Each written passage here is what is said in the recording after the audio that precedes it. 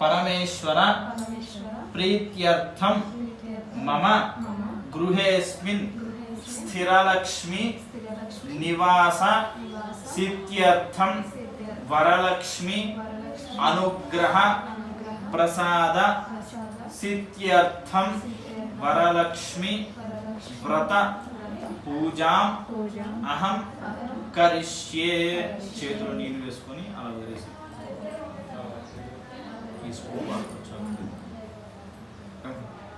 తెలుసా పూజా విధానం ఎలా చేయాలి అనే సంగతి ఫస్ట్ టైం ఇదే అదే అందుకని అసలు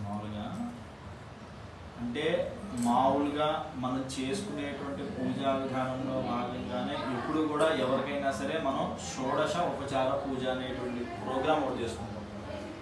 అంటే మన భాషలో మనం చెప్తున్నాం. అంటే నేను ఇప్పుడు ఏదో సాంస్క్రిట్లో చెప్పాను అనుకో, నీకేం అర్థం కాదు, నాకేం అర్థం కాలేదు, కొంతగారు అన్నారంటే నేనేం చేయను.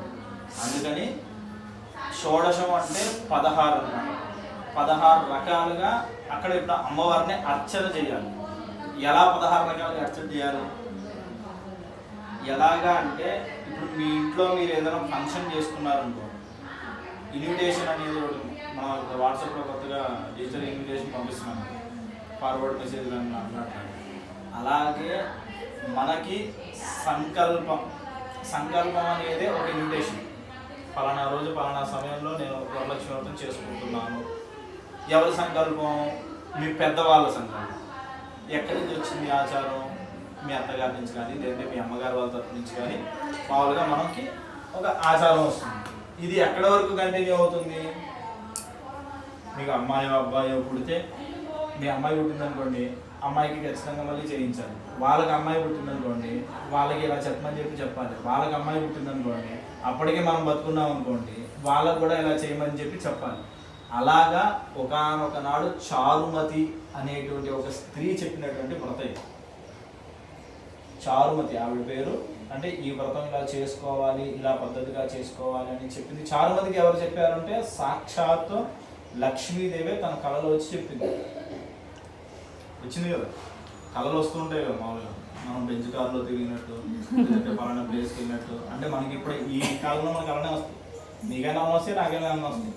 అంటే ఆ కాలంలో ఏంటి అని అంటే చక్కగా లక్ష్మీదేవి వచ్చి, నేను నీ యందు అనుగ్రహమై ఉన్నదానై ఉన్నాను, కావున నన్ను పలానా సమయంలో ఈ సమయంలో నన్ను పూజించు అని చెప్పి మనకి ఎవరు చెప్పారు? చారుమతికి లక్ష్మీదేవి చెప్పిందనమాట. ఎలా చేయాలి జగజ్జనని మాకు తెలియదు కదా, ఎలా చేయాలి, అర్చన ఎలా చేయాలి మనకు తెలియదు కదా. అందుకని అమ్మవారు షోడశ ఉపచార పూజలు అనేటువంటి పూజలు మనం పెట్టుకున్నాం. ఈ షోడశోపచార పూజలు అంటే ఏంటి అని అంటే 16 రకాలుగా అమ్మవారిని అర్చన చేయడం. 16 రకాలుగా మనం ఎవరికి అర్చన చేస్తామో తెలుసా? లక్ష్మీదేవికే కాదు, మన ఇంటికి ఎవరు వచ్చినా సరే వాళ్ళకి మనం 16 రకాలుగా మనం తెలియకుండానే మనం పూజ చేస్తాం. తెలుసు పూజ అనంటే అతిథి. ఒక అతిథి వస్తే ఎలాగైతే మనం వాళ్ళని ట్రీట్ చేస్తాం అంటే వాళ్ళని రమ్మండం. ఇప్పుడు నాకు లొకేషన్ పంపించారు, ఒక లొకేషన్ కాబట్టి ఇంకో లొకేషన్కి వెళ్ళాను. అలా కాదండి ఇక్కడికి రావాలి అని చెప్పి మీరు చెప్పారు, నేను వచ్చాను. వచ్చిన తర్వాత రాగానే మంచినీళ్ళు ఇచ్చాను. అవునా? అంటే మన ఇంటికి ఒక అతిథి వస్తే, అతిథి స్వరూపం ఎవరైనా సరే, నేననే కాదు, మీ ఇంటికి మీ బంధువులు వచ్చినా సరే, పెద్దరికంగా ఎవరు వచ్చినా సరే వాళ్ళకి మనం షోడశోపచార పూజలతో పూజ చేస్తాం. ఎలాగా? రమ్మని చెప్పడం. అదే సంకల్పం. మనం చేసేటువంటి పూజా విధానంలో ఎటువంటి దోషాలు లేకుండా, ఎటువంటి విఘ్నాలు రాకుండా, ఏమి ఇబ్బందులు రాకుండా చూడయ్యా అని ముందు ఎవరికి పూజ చేసుకుంటున్నాం? గణపతికి పూజ చేసుకుంటాం. గణపతికి చేసేసుకున్న తర్వాత మనం అమ్మవారికి అర్చన చేసేటువంటివి సంకల్పం చెప్పుకున్నాం. ఏమని చెప్పుకున్నాం? పూర్వోక్త ఏవందున విశేషణ విశిష్టాయం. అంటే నేను ఇందాక చెప్పుకున్న సంకల్పం లాంటిదే మళ్ళీ మీకు ఒకసారి చెప్తున్నాను తల్లి. నేను ఈ యొక్క మొదటి సంవత్సరంలో భాగంగా వరలక్ష్మి వ్రతాన్ని చేసుకుంటున్నాను. ఈ వరలక్ష్మి వ్రతం చేసుకునేటువంటి భాగంలో నాకు ఎటువంటి ఇబ్బందులు రాకుండా, అలాగే ప్రతి సంవత్సరం కూడా ఇలాగే చక్కగా జరిగేటట్టుగా, ప్రతి సంవత్సరం కూడా ఇంతకు మించి జరిగేటట్టుగా, మాకు ఎటువంటి ఇబ్బందులు రాకుండా మా గృహంలో ఎప్పుడూ కూడా ఏముండాలి? స్థిరలక్ష్మీ నివాస సిద్ధ్యర్థం, అష్టలక్ష్మి అనుగ్రహ ప్రసాద సిద్ధ్యర్థం. లక్ష్మీప్రదం అంటే ఇంటి నిండా రూమ్ నిండా డబ్బులు కాదు. లక్ష్మీప్రదం అంటే ఇంటికి వచ్చిన వాళ్ళందరినీ కూడా మనం జాగ్రత్తగా చూసుకొని మనం ఏ సమయంలో ఏం తిన్నా సరే మనకు అరిగిపోవాలి. అది లక్ష్మీప్రదం. మనకి ఇప్పుడు పలానా సమయంలో ఆకలిస్తుంది అని అంటే ఏదైనా తినాలి అని అనుకో, అది మనం మన దగ్గర ఉన్నా సరే కొన్నిసార్లు మనకు అందదు. ఎందుకు అందరు? మాకు షుగర్లు అండి, మాకు బీపీలు అండి, మాకు అది పని చేయదండి, నాకు పన్ను నొప్పి అండి. అలా కాకుండా ఎప్పుడూ కూడా సుమంగళిగా ఉండి ఇల్లు చక్కగా ఎప్పుడు కూడా స్థిరలక్ష్మీ నివాస సిద్ధ్యర్థంగా ఉండాలి. మనకి ఏ సమయంలో ఏం కావాలో, ఏ సమయంలో ఏం అవసరం లేదు. మనకి ₹1 ఎక్కువ ఉన్నా జనాలకి ఏడుపే, ₹1 తక్కువ ఉన్నా జనాలకి ఏడుపే. ఇదేంటంటే మనం బాగానే ఉంటాం, పైన ఉన్న వాళ్ళు ఏడుస్తూ ఉంటారు, కింద ఉన్న వాళ్ళు ఏడుస్తూ ఉంటారు. ఏంటి? ఉందంటే ఉందని ఏడుపు, లేదు అంటే లేదు అని ఏడుపు. ఇదంతా దేనికోసం? ఇదంతా కూడా మనకు అవసరం లేదు. మనం ఏంటి, మనం ఎంతవరకు హ్యాపీగా ఉంటున్నామో అది మనకి ముఖ్యం. మనం ఎంత సంతోషంగా ఉంటున్నామో అది మనకి ముఖ్యం. అది ఎవరిస్తారు? మహాలక్ష్మి ఇస్తుంది. ఎలా ఇస్తుంది? లక్ష్మీప్రదంగా ఇస్తుంది.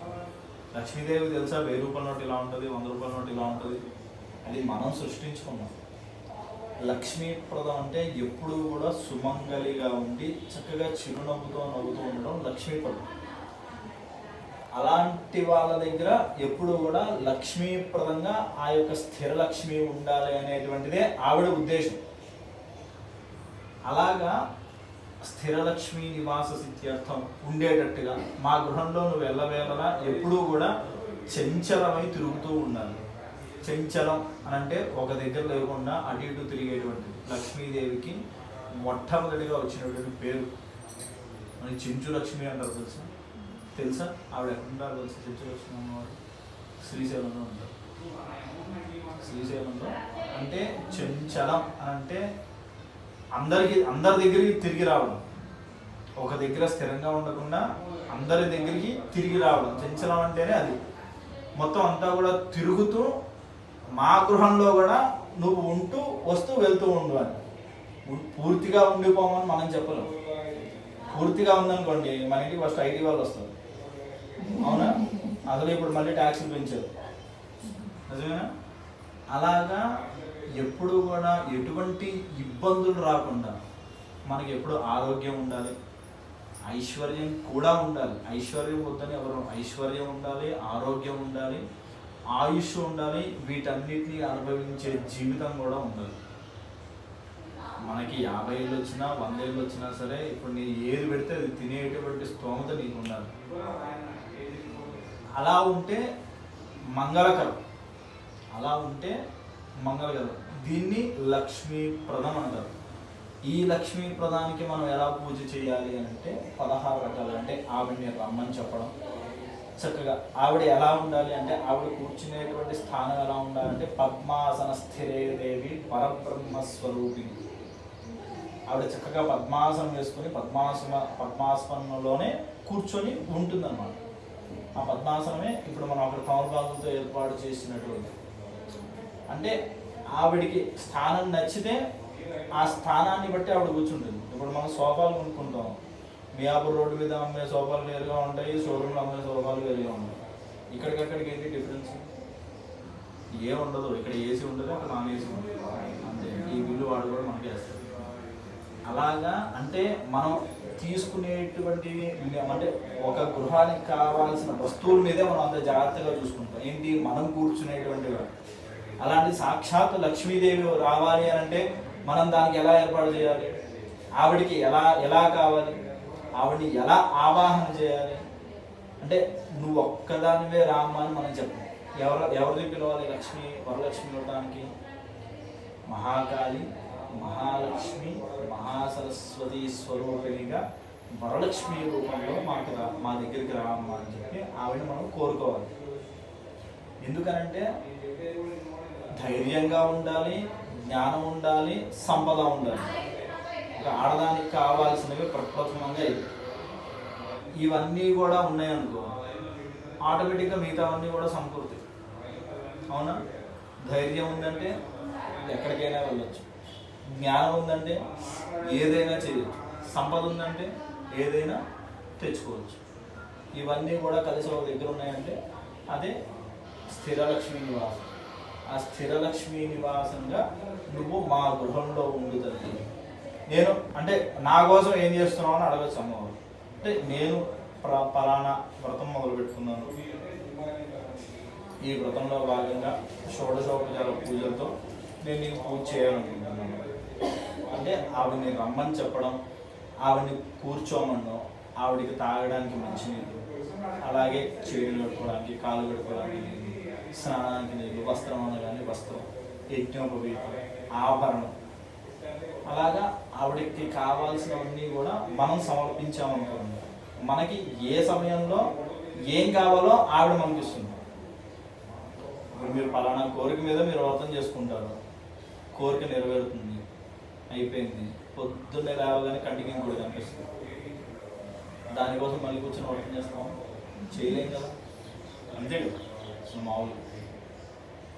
అలాగా మనకి చివరిలో ఏం చేస్తాం, మంత్రహీనం క్రియాహీనం భక్తిహీనం పరమేశ్వరి యత్ పూజితం మయా దేవి పరిపూర్ణం తదస్తుతే అనయా ధ్యాన ఆవాహనాది షోడశ ఉపచార పూజనైన భగవాన్ భగవతి సర్వాత్మక సర్వం శ్రీ వరలక్ష్మీ దేవతార్పణమస్తు అని చెప్పి చేతుల అక్షతలో నీళ్లు తీసుకొని నేను చేసినటువంటి ఈ యొక్క పూజా ఫలితంలో మంత్రంలో కానీ క్రియలో కానీ తీసుకొచ్చినటువంటి సామాన్లో కానీ చేసేటువంటి స్థలంలో కానీ నా మనసు యందు కానీ ఏవైనా సరే చిన్న చిన్న లోపాలు ఉన్నా సరే ఆ లోపాలను అన్నిటినీ కూడా మమ్మల్ని క్షమించి మాకు ఏ సమయంలో ఏం అవసరం అవుతాయో మాకన్నా మీకే బాగా తెలుసు కాబట్టి ఆ సమయానికి మీరు మాకు అవి అందించి మమ్మల్ని కృతజ్ఞతల్ని చెయ్యి అని చెప్పి అమ్మవారికి ఈ పూజా ఫలితానంతా కూడా నేను నీ కాళ్ళ దగ్గర నేను ఆరబోస్తున్నాను.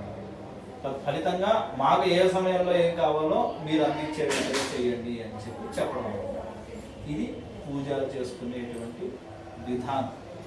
ఈ పూజా సమయంలో నేను ఇక్కడ కూర్చొని ఎంత గట్టిగా మంత్రం చెప్పినా, నువ్వు అది చెయ్యి ఇది చెయ్యి, 1 కిలో పసుపు 1 కిలో కుంకుమ అని చెప్పినా నీ మనసులో అమ్మవారి స్వరూపాన్ని తెలుసుకోకుండా సరే పంతులు గారు చెప్పారు కనుక చేద్దాము అనేటిది కాకుండా నా కోసం నేను చేసుకుంటున్నాను అనే విధంగా నువ్వు చేసుకుంటేనే నీకు ఫలితం. ఎలా చేయాలో నేను చెప్తాను, ఏం చేయాలో నువ్వే చేసుకో, అది విషయం అన్నమాట. ఇందాక తోరణాలు ఉన్నాయా అని 2 సార్లు